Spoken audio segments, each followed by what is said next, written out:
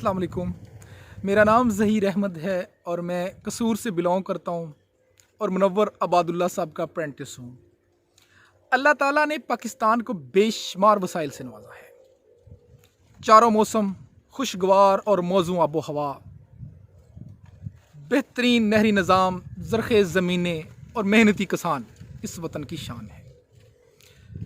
ज़राअत जिसका पाकिस्तानी मईशत में एक अहम किरदार है, ये वो शोबा है जो ज़मीन से पैदावार को हासिल करता है।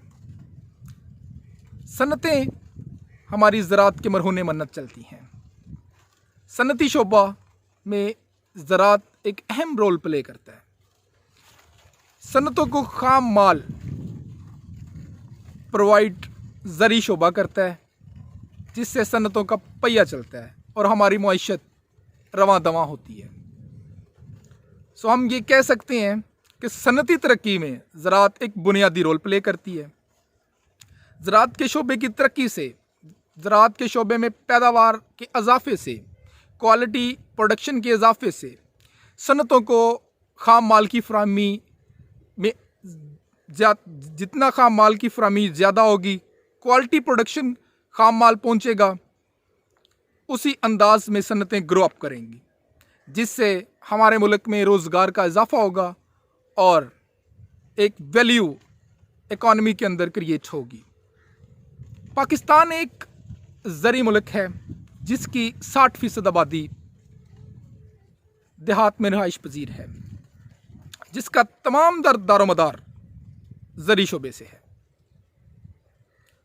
गोया हम ये कह सकते हैं कि 60% आबादी को ज़री शोबा रोज़गार फ्राहम करता है। इसी तरह बराह रास्त और बिलावास्ता तौर पर मुल्क की आबादी का 80% से ज़ायद हिस्सा ज़राअत की सरगर्मियों से ही रोज़गार हासिल करता है।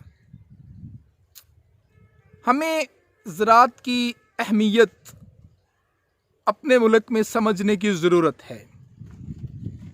हमारे अरबाब इख्तियार ये समझते हैं कि पाकिस्तानी मईशत IMF और वर्ल्ड बैंक की मरहून मन्नत है। IMF और वर्ल्ड बैंक हमारी मईशत को चलाते हैं। हमारा तमाम तर दारोमदार IMF और वर्ल्ड बैंक पर है, जबकि एक ज़री शोबे की तरक्की से, एक ज़री शोबे की पैदावार में इजाफे से हम IMF और वर्ल्ड बैंक से छुटकारा हासिल कर सकते हैं। UNDP की रिपोर्ट के मुताबिक पाकिस्तान की आबादी हर साल 2% इंक्रीज़ होती है। इस आबादी की जो बुनियादी ज़रूरत है वो खुराक है। इट मीन्स कि हमें अपनी आबादी के बेसिक नीड को पूरा करने के लिए खुराक की ज़रूरत है। खुराक हमें ज़राअत के शोबे से हासिल होती है। पाकिस्तान की जो फसलें हैं, पाकिस्तान जो फसलें प्रोड्यूस करता है, हमारी मेन क्रॉप में गंदम, गन्ना, चावल और कपास है, जिनको बाहर ममालिक की मंडियों में एक मरकज़ी हैसियत हासिल है, एक नुमाया अहमियत मिलती है। पाकिस्तान इनको बरामद करके एक कसीर ज़र मुबादला हासिल करता है। हमारे GDP के अंदर जो ज़राअत का हिस्सा है वो 22% के लगभग है। इसी तरह अब ज़रूरत इस अमर की है, हमें ये समझ लेना चाहिए कि ज़री शोबे में इस्लाहात नागज़ीर हो चुकी हैं। जितने भी तरक्की याफ्ता ममालिक हैं, उन्होंने ज़री शोबे में हंगामी बुनियादों पर इस्लाहात की, किसान दोस्त पॉलिसियाँ बनाई, जिससे उनकी इकॉनमी में एक बहुत बड़ा